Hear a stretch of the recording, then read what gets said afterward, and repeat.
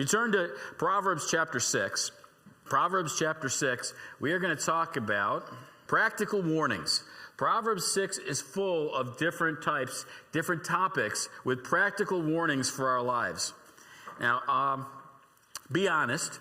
Last time we got together, what did we teach? We were on chapter 5. What was the main topic of chapter 5? Marriage. And even more specific than marriage was immorality, adultery. And some of you sat there looking at me like, I got this one. I'm okay with this. I want to let you know before we get into chapter 6, you're not going to be okay this week. Okay? If it's anything like I was studying through it, I got my toes stepped on with a lot of these different warnings. But Solomon's about to give out not only practical warnings, but warnings in all kinds of different areas of the lives of his sons, and hence our lives as we look at this. The interesting thing as we look at this, there's about 3 or 4 different main things we'll look at. And in a minute, I'm going to have you start reading for me. But he's going to talk about financial commitments. What should we and shouldn't we be doing? And he's not going to tell you everything about your finances in 5 verses. So if that's what you're hoping for, we'd have to study a lot harder than that. But secondly, he's going to talk a little bit about laziness. I know you're never lazy, but you may know somebody who is. Okay, so laziness. And then he's going to talk about what really pleases and displeases God. What in God's moral nature is important to him. And that's going to be an interesting section. Hopefully we'll spend most of the quality time that we have in that section today. And then he's going to finish up again with adultery. Why does he keep going back to that? He's not done yet, by the way. He's going to go back to it again before he's done. Why do you think Solomon keeps bringing up that topic? I guess we're going to have to go back to chapter 5 again. Yeah, Larry. Well, it is a theme throughout scriptures as the children of Israel walked away, worshipped other gods. God has used adultery in the scriptures to symbolize walking away from God, going away from your first love. There's a huge picture in that. The fact that wandering away, God looks at Israel and says, I was to you a husband and you were unfaithful. And so that's part of it. He also is talking to young men and he's saying, you are going to have desires that are going to lead you astray if you don't have a handle upon them. So you need to be in control. You need to be self-disciplined. That's part of what he's handling here. And why do you think it was so important to Solomon? Some of you are laughing. You know the reason. Because of his father and mother. Okay.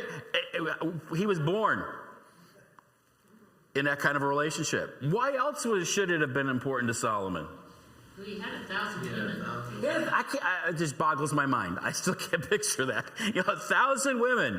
And so his sons are getting, again, one of those, do as I tell you, not as I did. Okay, and again, I bring that up because as we're working with people, as we work with our kids, as we work with our grandkids, do you ever shy away from giving them the truth because you know the next question is going to be, well, did you ever do that? And I'm encouraged at least by the fact that God's truth is so strong that even when I've failed, what is my job? I need to pass on the truth. And maybe I have to admit, do you think that David's family didn't know that there was a problem? They knew what happened. I mean, the whole kingdom knew what happened before it was done, okay? Do you think that Solomon's first wife didn't know that there were 999 others somewhere around the corner? Okay, so these problems weren't hidden from the folks around them, but what we get is, here's God's take on this. Here is God's ideal, and this is what God expects for you. You're not Solomon. Hopefully you're not David, and you're not having to struggle through that. Now again, David was a man after God's own heart. I would love to live that part of David's life, but I don't want to live the Bathsheba end of David's life. And so there are lessons for us in all of that, and there's going to be lessons for us as we go through these different passages in Proverbs chapter 6 tonight. Another interesting thing, Proverbs is full of what type of things is in the teaching? What kind of teaching is it? Now, it's wisdom teaching, but as he teaches wisdom to his sons, how is he doing that? What does he often say as he begins chapter after chapter after chapter? Listen to what? My instruction, but even further than that, listen to my commands. He often tells them, here's the topic, and here's what I'm telling you. This is what you need to do. Do this. Very clearly. There's a couple sections in this passage. One, when he talks about worthless and perverse people, chapter 12, or verses 12 through 15, there are no commands. It's almost, a word to the wise is sufficient. Don't do this. Chapter 6, verses 16 through 19, probably the most famous part of chapter 6, does not contain commands. It contains the character of God, what God loves and what God hates, and what is implied. Why is Solomon giving him those things? We're going to talk about it in a minute, but as we get there, we need to be in the right mindset. What is he implying when he tells you what God loves and what God doesn't love? Do what he loves. Do what he loves. Okay, it's that simple. You guys are looking at, he's trying to trick us. I'm really not. That's that simple. Be smart enough, be wise enough to fear the Lord and know if God hates this, don't do it. And so that's the kind of thing we come into as we get into Proverbs chapter 6. So it's broken into sections. The first section is comprised of the first 5 verses. Is there somebody who can read for us the first 5 verses of Proverbs chapter 6? Yeah, great, please. My son, if you have become surely for your neighbor, have given a pledge for a stranger, if you have been snared with the words of your mouth, have been caught with the words of your mouth, do this then, my son, and deliver yourself, since you have come into the hand of your neighbor. Go humble yourself and importune your neighbor. Rebuke your neighbor. Give no sleep to your eyes, nor slumber to your eyelids. Deliver yourself like a gazelle from the hunter's hand, and like a bird from the hand of the fowler. Okay, so this section is talking about, and I love this word, I had to look it up to make sure I knew what it meant again. Don't become surety. Don't be security for somebody else. As we begin verses 1 and 2, what is the picture that Solomon is laying out here? What's going on? Promise to pay a debt that somebody else owes. And is this in the future, or is this something he thinks his sons may already have gotten in trouble with? The way it's written. Yeah, he's looking at saying, if you've already done this, okay, you need to take care of this. Now, exactly, he talks about being security, but security for whom? One that the debt is owed. Okay, to one the debt is owed. Specifically, what kind of folks are they being security for in verse 1? His friends. His neighbor. His neighbor. And then what does it say the second part of the verse? Because again, remember how he's doing this.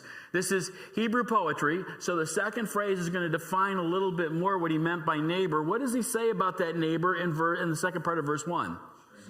Stranger. So how close a friend is this?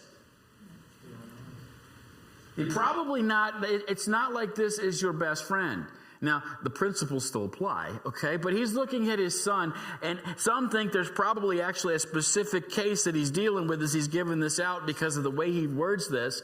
But he says, if you put up security for your neighbor, and you've given a pledge for a stranger, and how did it happen according to verse 2? Did his son put enough thought into this? What does it say? If you are snared in your words. So what does he imply? How did he get into this mess? His son's in a mess. He signs for a surety for somebody, probably not somebody he should have signed for in the first place. And how did he get there? Maybe prideful talk. Maybe talking without thinking before. Maybe talking without thinking before. And all these are possible. None of these are wrong answers necessarily. Making promises he can't deliver. Words. Making promises he can't deliver. And he probably got flattered a little bit, don't you think? If you were going to try and get somebody to sign for you as security, would you tell them what a lousy friend they are? Yeah. So he's probably gotten buttered up. He's probably been told what a great guy he is. And he is the king's son. Does he have financial wherewithal of some type? Probably, because Solomon, we can go back, we won't take the time, but he was doing okay. We'll just leave it there, all right? From a wealth standpoint, and so somebody comes who knows the situation, probably with flattery, probably going off his pride, and getting him snared. And that idea for snared is the same word we would use as snaring a wild animal or snaring a bird. He got entrapped, and probably by saying too much. And so he gets into this thing, and now he is surety, he's security for this neighbor. And that's what he means at the end of that again, verse 2. He caught in the words of your mouth. And so is there a lesson there for us just before we jump into verse 3? What's the lesson there? Think before you speak. Think before you speak. There's a good one. Pray for wisdom. Pray for wisdom. Beware if somebody gives you too much flattery. I wish I'd have written it down. It was in my notes a while back, and I found it in a commentary. But flattery is something about when people tell you what you want to believe about yourself, okay?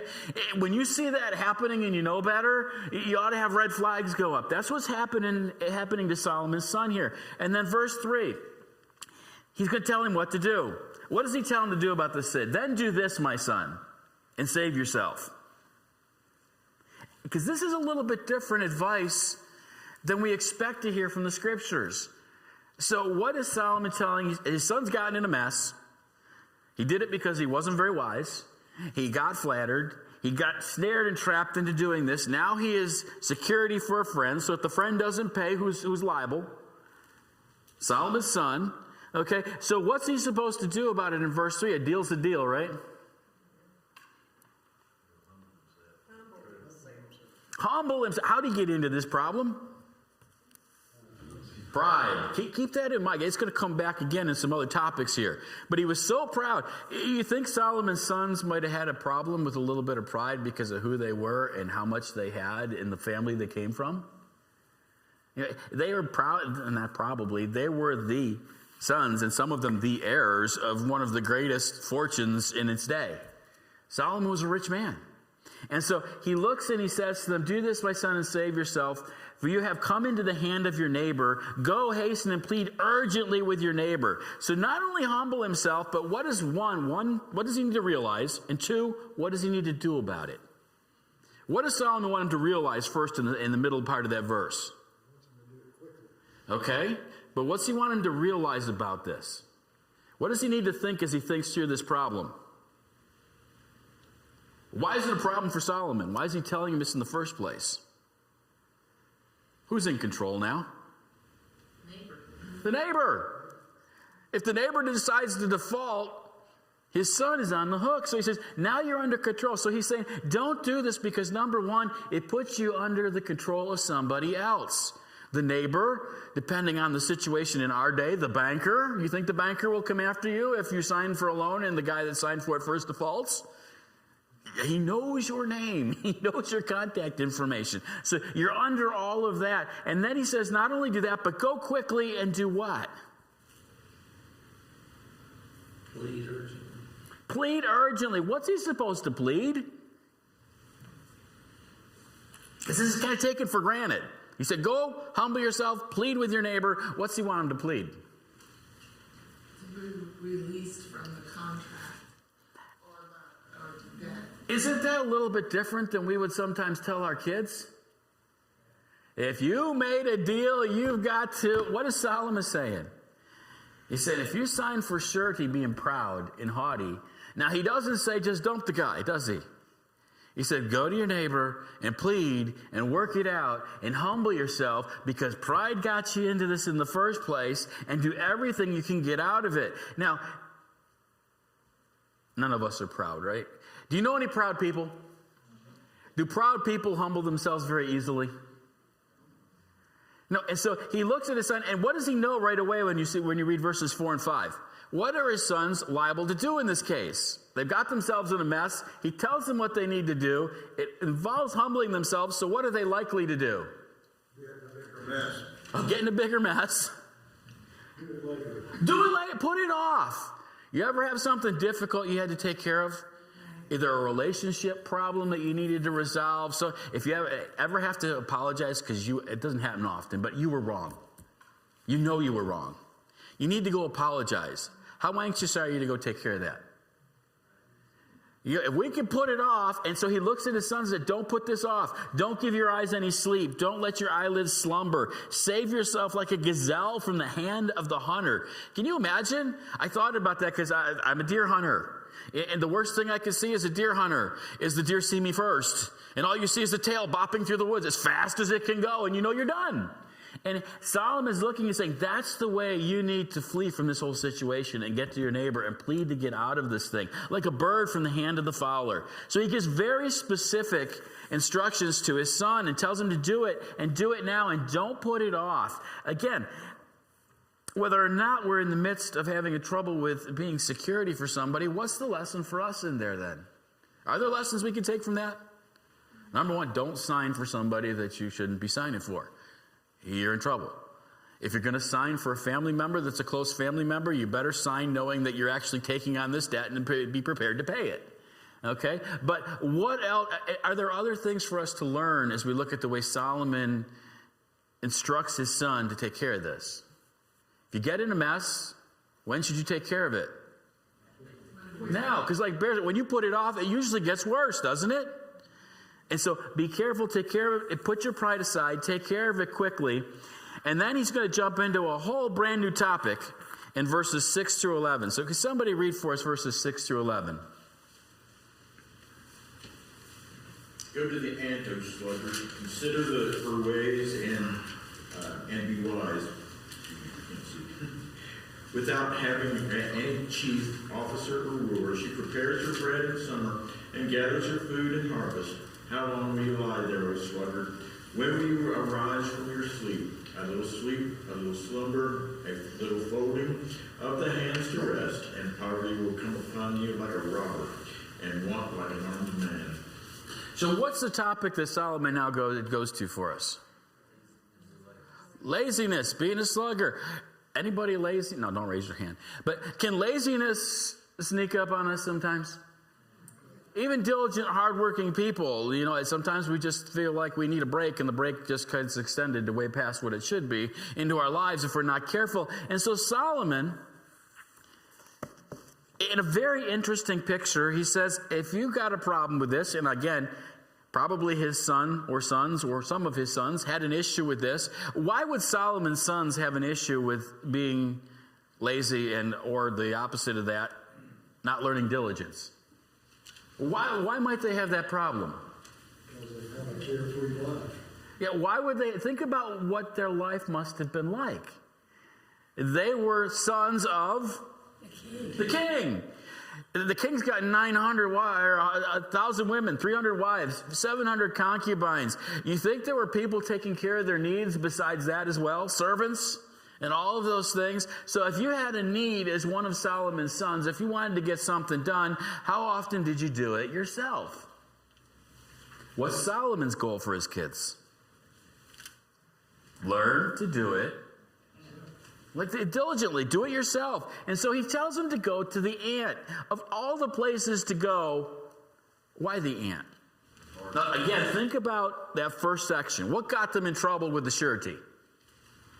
What was the bottom line that got him in trouble with that? Pride. Now he's looking at some sons that might not be as diligent as they ought to be. They need to be working harder. And he tells them, you need to learn to do this, so go check out ants. How does that hit your intelligence scope? Now, I'm kind of weird. I love watching ants. Ants are fascinating. I tried to get my mom in the worst way. You remember back, I don't know if they do this anymore. You remember back in the 70s when they sold the ant farms? They wanted you to bring ants in your house. My mother was too wise for that. So I was never allowed to have an ant farm. But I'd love to watch ants. And it's amazing the way ants are able to maneuver and do things. And even in Africa, I watched some of those ants, and there were cutter ants there. Anybody know what cutter ants are?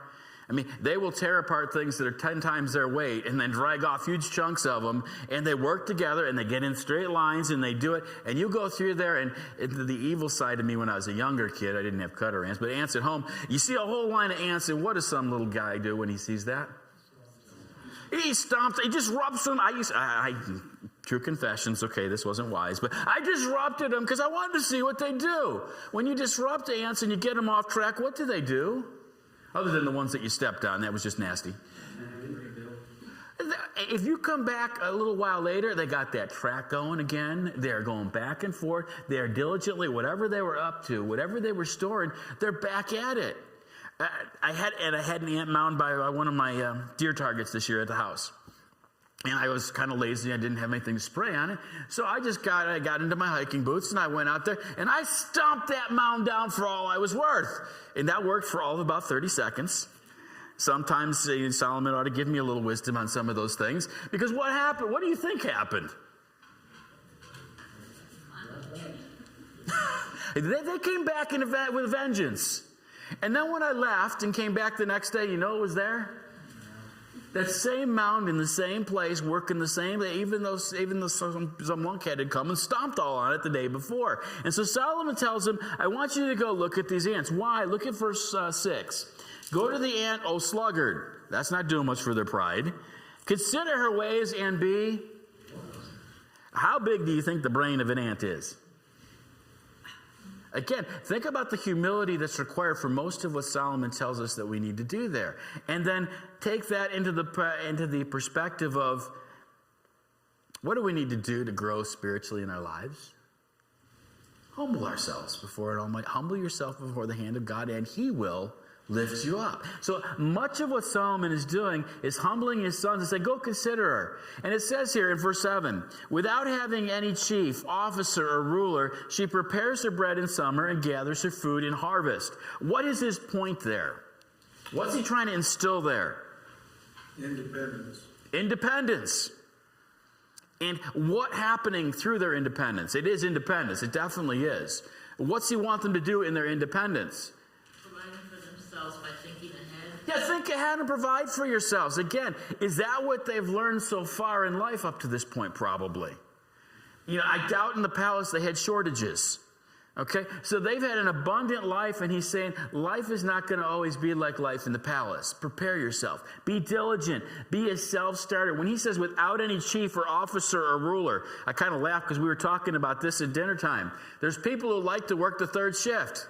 What's one of the reasons people like to work the third shift? No management. There's no management looking over their shoulder. And what Solomon is saying is you shouldn't need that. I want you to work in such a way that nobody has to look over your shoulder, but you're diligently preparing and doing the things that you need to do. When you see those little ants going back and forth, what do they do? Are they just exercising? They're working. What are they doing? For the most part. They're storing up for January, okay? It's cold out there now. You don't see many ants running around now. But they're storing up and they're putting away what they need, and they're doing it in such a way, in a wise way, that they're using their time effectively as they can. And Solomon is saying, that's what I want you to do. Now, how successful does he expect them to be all of the time, according to verses 9 through 11? Where are they at this point? What does verse 9 say? I know you ate spaghetti, and there was at least one lady I caught coming here since she was going to fall asleep, so I got to keep asking questions. Okay, yeah. What does he say here about his sons in verse 9? So when he comes up with this diligence idea, with this laziness idea, is this just something he had to figure out what to say next, so he came up with it, or is there an issue? Now, some of you will take umbrage with this, but most of us will be as lazy as we can get away with at times, will we not? And he's looking at his sons. And so some of you are wired like the Energizer Bunny, and I wish I was wired that way, just going and going and going. But a lot of us, if we get time to take off, we take that time off. And he's looking at his kids and saying, how long are you going to lay there? And he's not very nice about it, is he? What does he call him? You sluggard. What kind of a picture does that put in your mind? Yeah, kind of sloppy, kind of laying there, kind of disheveled, whatever. And he says, when will you arise from your sleep? Now he's talking to young men. The young people know how to sleep in. I'm getting old now. If I sleep until 8:30 in the morning, I felt like, wow, I slept in this morning. That used to be the start when I was a teenager, you know. But he's looking, he's saying, don't waste your life sleeping. Don't waste your life just laying there, a little slumber. And again, verses 10 and 11 are really a response to the kind of responses he would get from his kids. A little slumber, a little sleep, a little folding of the hands to rest. Do lazy people look at you and say, leave me alone, I'm lazy? Is that normal? Is that the normal reaction? Most of them are going to say, I'm just folding my hands and resting for a minute. Now, they've been sitting there for 3 hours, but they're just resting for a minute. That's why we need management sometimes. But he's saying here a little bit of that. And what's the conclusion of Solomon in verse 11? Poverty is going to come. And how is poverty going to come? Do lazy people expect they're going to be poor? And again, we've defied that in the United States of America sometimes by handing the laziest people things that we can't afford. But anyway, that's a whole other problem. But do lazy people expect to be poor? According to Solomon. No, a lot of lazy people are entitled people. And what does he say to them? Their poverty will come in what way? Like a thief. Like an armed man. You ever been robbed at gunpoint? Once. That was enough for me. Okay? But I remember that because I read these verses and it helps me to remember. You know what Solomon is saying is, how many people I let you know I'm going to come and I'm going to rob you tomorrow afternoon at 3 o'clock and it's going to be at gunpoint?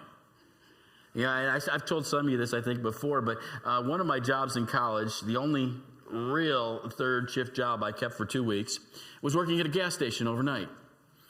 And I'm working at a gas station overnight, and so it's not very busy overnight at the gas station.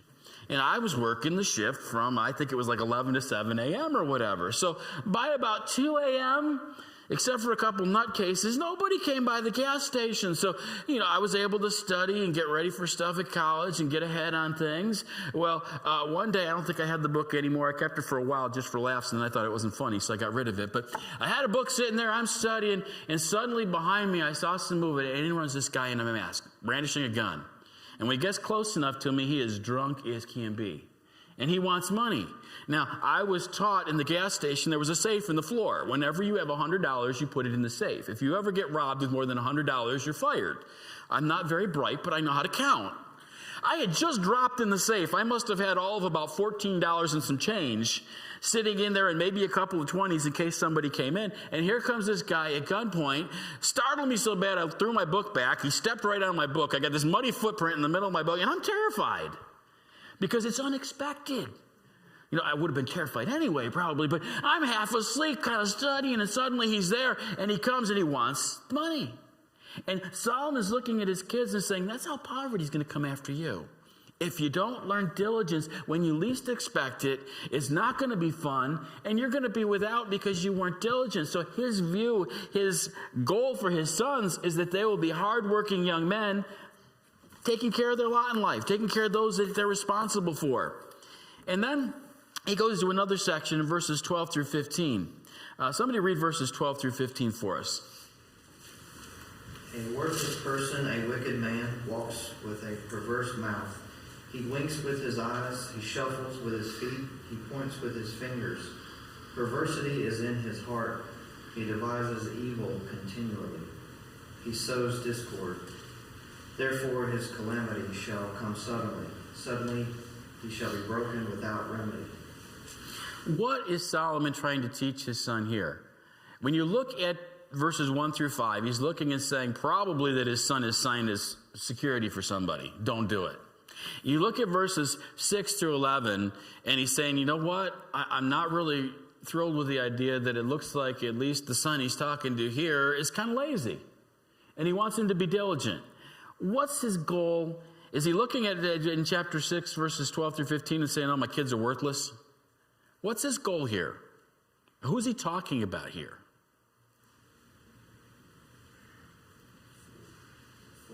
Okay, the fools.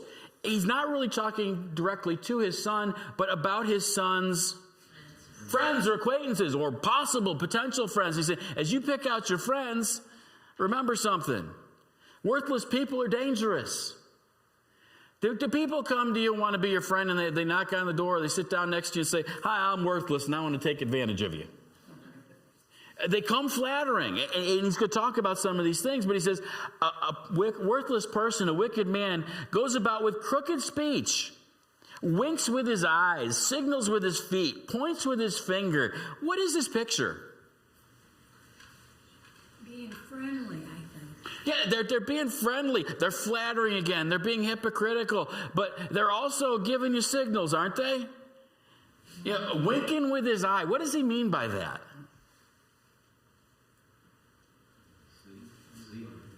Yeah, he's telling you one thing, but it's like, you ever have about you're talking to somebody who might be a little bit gullible, and you got a friend standing there, not too far away, and you're giving them these lines that aren't that true at all, and you kind of wink at your friend. What are you telling him? I got one on the hook now. And that's what Solomon's saying. Beware when you see this kind of action. Signaling with your feet. The idea is he's saying one thing, but his feet are signaling something else, something totally different from what he's saying. Points with his fingers, again, distracting from the truth and taking you away from what's really there. And it says this is why. This is where it's coming from, verse 14. With perverted heart deviseth evil and continually sows discord. So what is the goal of the worthless person? He's going to create conflict. He doesn't have your best interest at heart. He's got evil at his intent. He probably has his own best interest at heart. He doesn't intend evil for himself, but he doesn't intend good for you. And so he said, be careful with these people, watch it. And then therefore calamity will come upon him suddenly. In a moment he will be broken beyond healing. Does God know what's going on? Will there be a day of judgment? But what Solomon's looking is saying, beware when people come up to you like this, who act like this, because you don't want to get caught in their wake before God catches up with them. Wouldn't it be nice if wicked people, as soon as they were wicked, God judged them right there and there were no problems? Does God do that all the time? God rarely does it that way. And so Solomon is warning his sons, pay attention. And again, don't in your pride be able to be flattered to the point where you get sucked in with people and have the wrong people as your friends. You ever know young people who had the wrong people as their friends? What happens? Invariably, evil communication corrupts good manners. I think that's the old English from the KJV, but that's the one I memorized. Sorry about that, but what does it mean? You hang around with bad kids, and I saw it. As an administrator, Debbie sees it every day. Ben probably sees it every day. There were some kids that just wanted to have friends. And so they got in with the wrong kids. And then they ended up in my office. And I knew who they'd been with. I was already been in the middle kicking them out. But here's this kid, and I look at him and say, how did you get in my office, Johnny? And what do they invariably say? I don't know. How'd I get in here? And Solomon's looking at his kids and said, this is how you get into that kind of trouble. And it happens to adults too. And so he's saying, be careful when you see these kind of people. Know the signs, know what's going on, and be very careful so you don't end up in one of those situations where you think, how did I get here? I know how he got here, but I didn't really want to come with him, and here I am. And so he goes from that to probably the most famous passage in chapter 6. If somebody would read for me chapter 6, verses 16 through 19. There are 6 things the Lord hates, 7 that are detestable to him: haughty eyes, a lying tongue, hands that shed innocent blood, a heart that devises wicked schemes, and feet that are quick to rush to evil, a false witness who pours out lies, and a man who stirs up dissension among brothers. This is one of the most famous passages in here. Now, it's an interesting structure that Solomon uses as he begins this. What kind of a literary structure is he using in verse 16?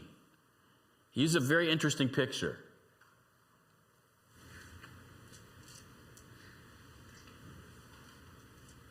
It's not as complicated as you think.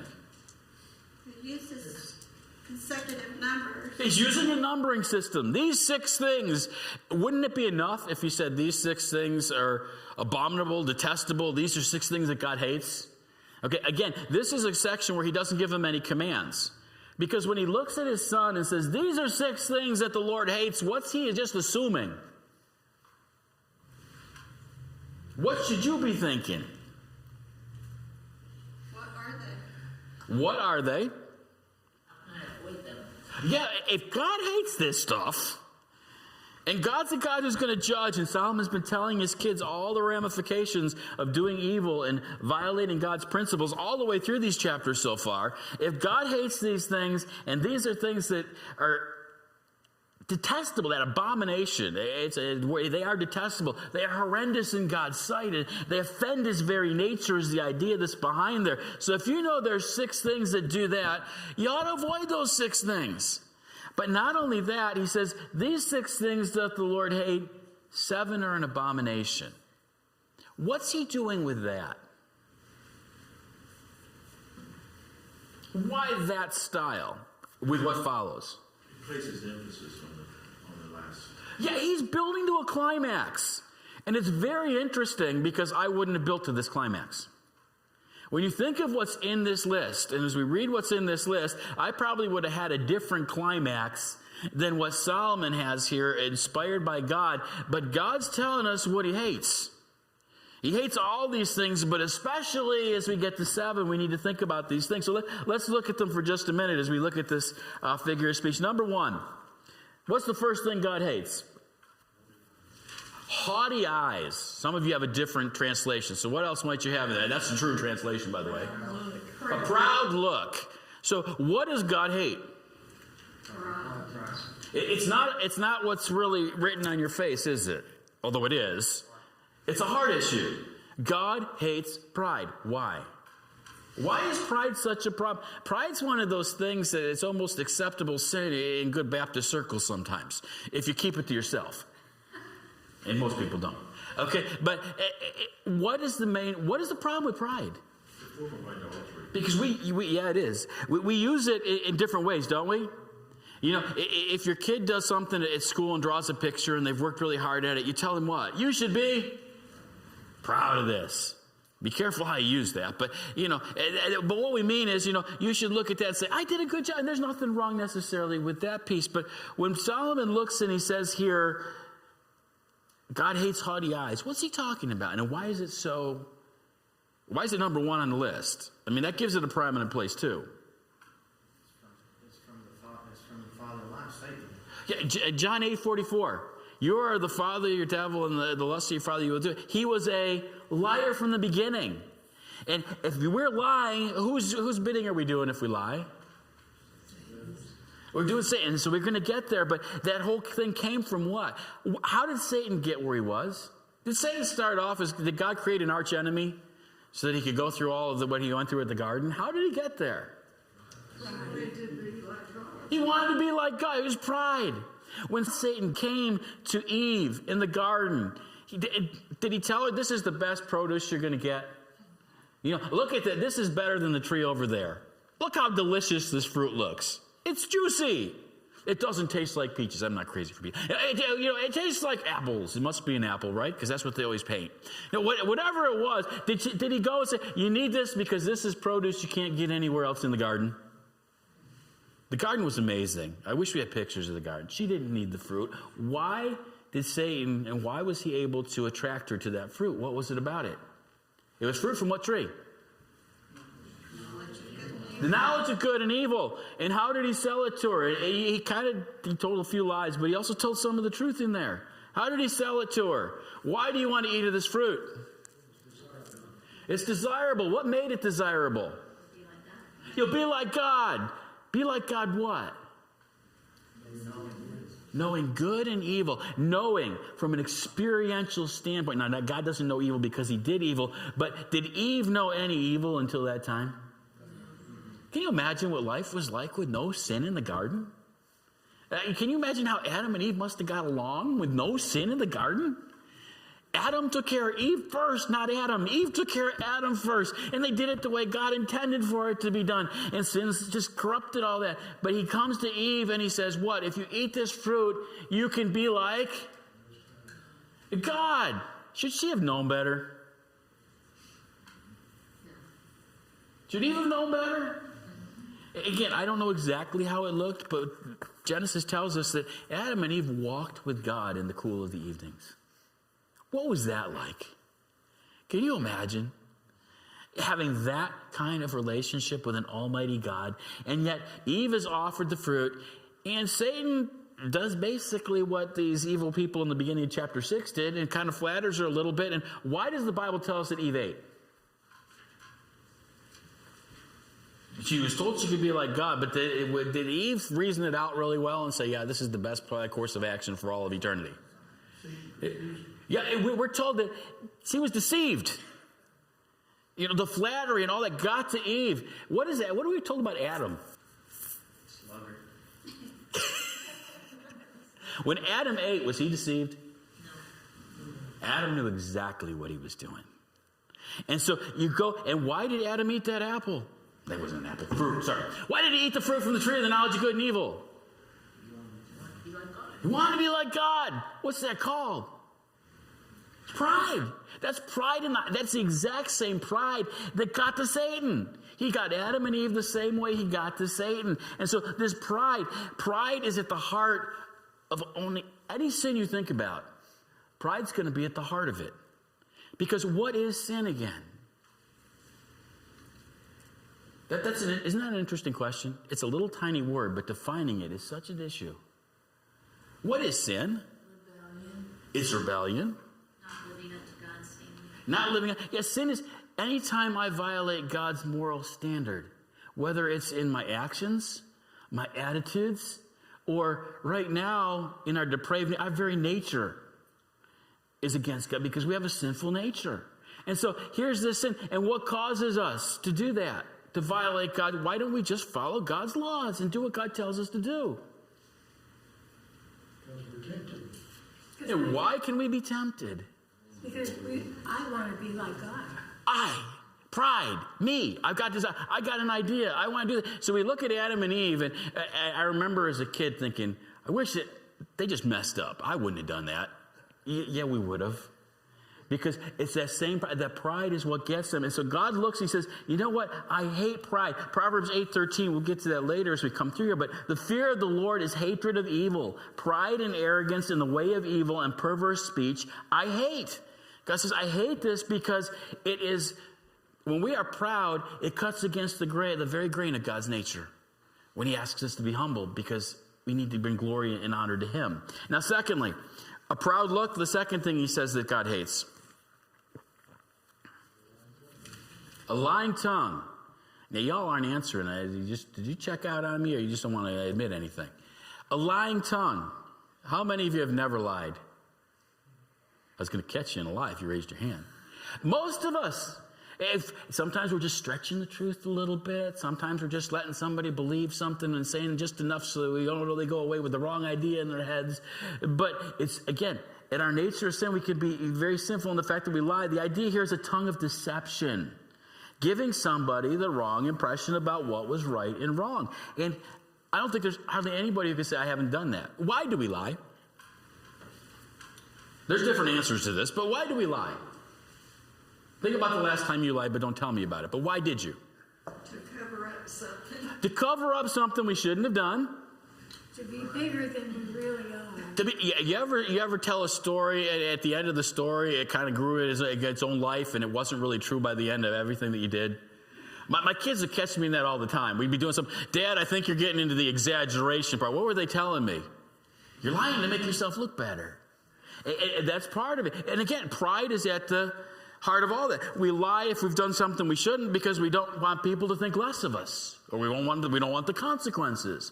We lie when we exaggerate something that we haven't done, that we make it sound like we did because we want to look bigger than we are. And so God's looking and saying, I hate that pride.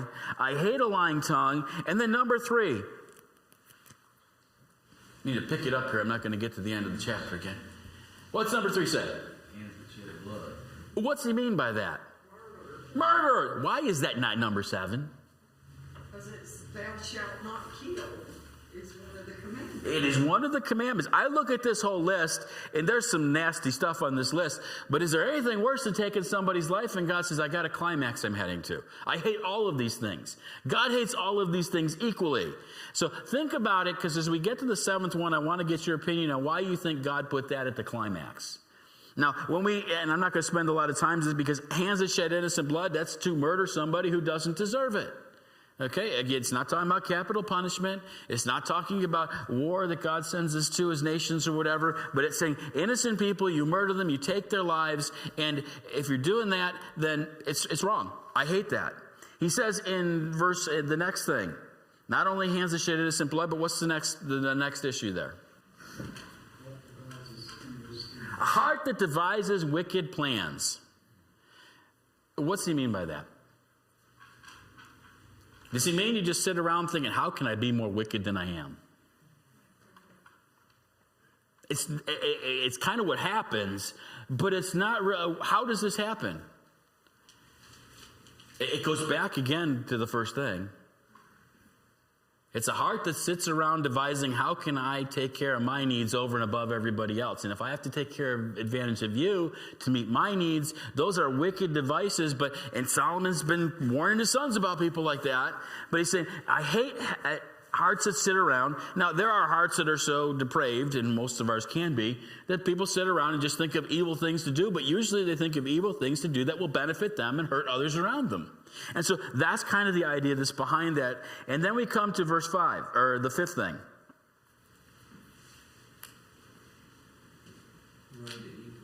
Feet that are swift to run to evil. And again, he's looking and saying, I hate people who are always looking for trouble. You know anybody like that? Who just likes to be on the seedy side of things? And he's saying, you don't want feet that are headed toward trouble. Do young people ever have that trouble? Why do young people, and that's who he's talking to primarily, but we all need to take it to heart. Why do young people have feet that run to evil? It's exciting. They lack discernment. Exciting. Yeah, it's exciting. And you were saying it's painted what? That's the cool. You're the cool. Yeah. Does sin ever look like it's going to be painful when you're striding into it? I'm not stupid. If I looked like I was going to get into too much trouble, I wouldn't do it. But why do we get into sin?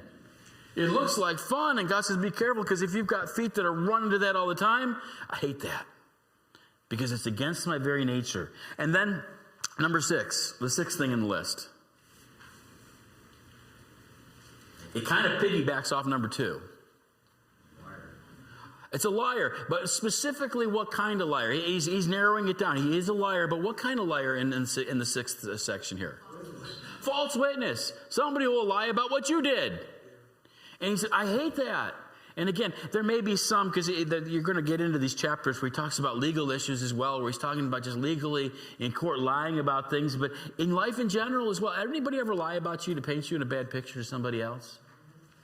Most gossip turns into that eventually if you're not careful. And what does God say about that? I hate it. And then we get to number 7.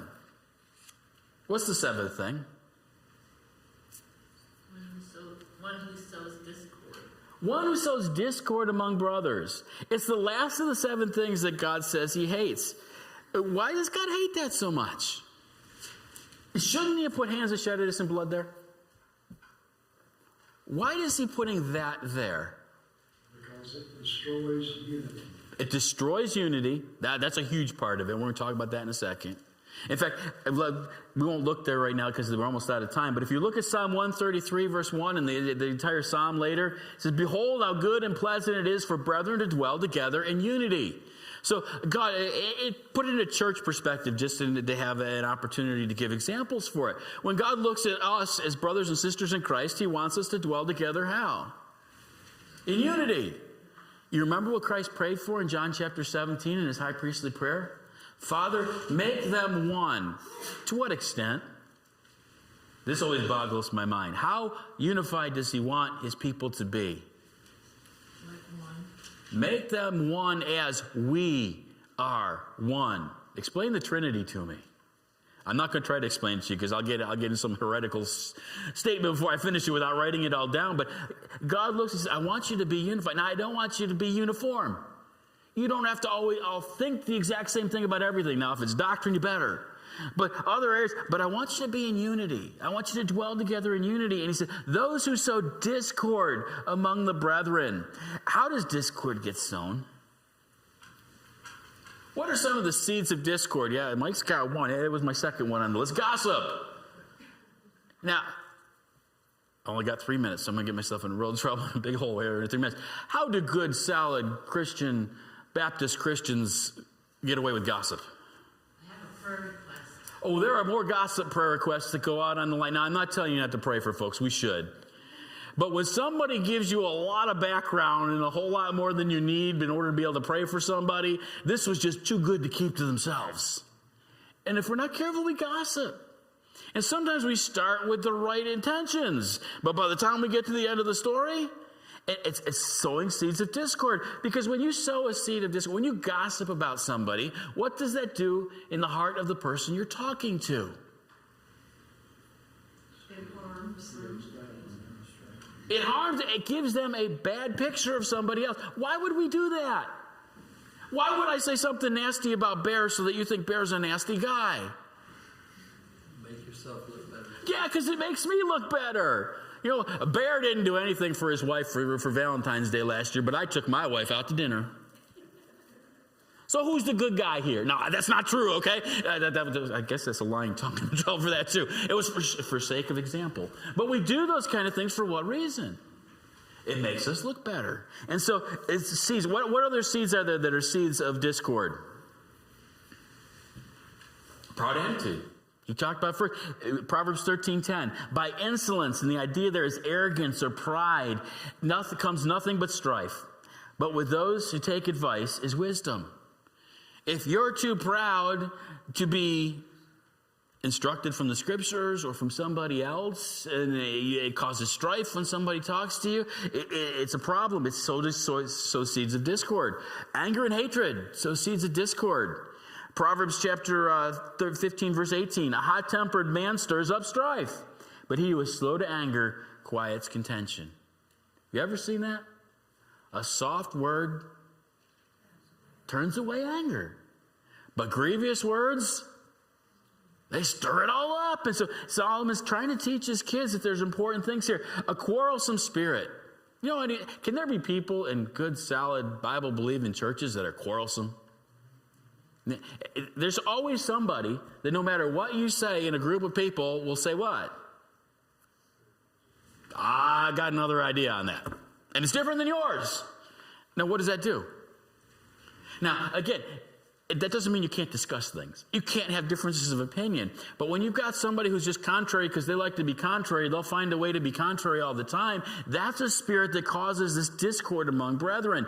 And then 1 Timothy 6, and again, we don't have time to look at it tonight, but 1 Timothy 6 and 2 Timothy 2 talks about not disputing over doubtful things. Not disputing over things that aren't even important, questionable things. Paul put it this way in 2 Timothy 2:23, have nothing to do with foolish, ignorant controversies. You know that they breed quarrels. Now, he's giving that in what kind of a context? These foolish, ignorant controversies are popping up where? In the church. And what's Paul saying about it? Take a side and make sure you're right. You know, if it's not solid doctrine you're discussing, and it doesn't matter, leave it alone. Why often can we not leave it alone? I like to be right. I shouldn't have said that loud because it shows it's too true. But it's pride. I want to be right. And sometimes it's something that doesn't even matter. And that's what Paul is looking at. That's what Solomon's looking at. Be careful that you don't get sucked into that. We're going to stop there tonight. But that's the heart of this whole passage. What grieves God's heart?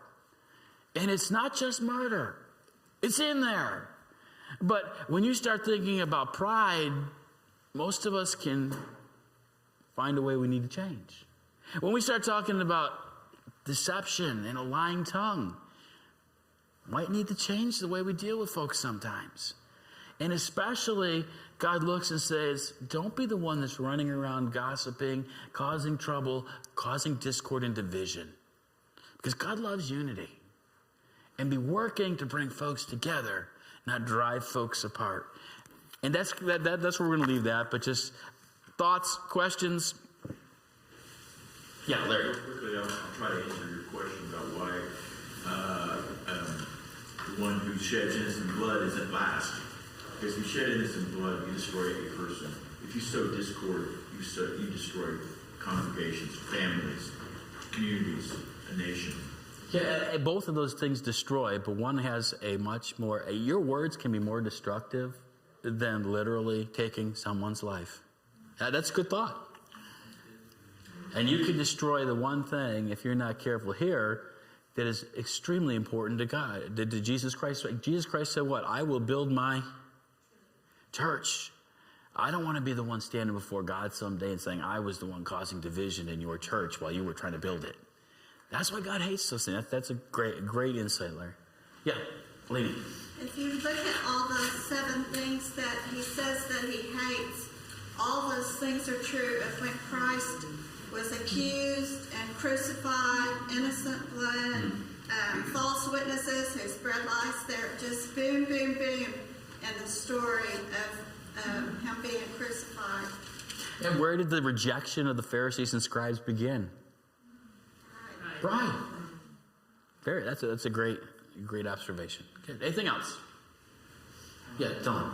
I think that too is just you can get caught up all distraction comes from the argument too. Oh yeah, and when you think about that, did the disciples ever struggle with that? Yeah, we're going to talk about when we get through Mark, but there were times when they argued about what? Can you imagine walking with Christ and arguing about who's going to be the greatest? He is. But what did they want? Well, somebody's got to be number 2. And it's pride. And so all of those things are things that we can take to heart. That's good.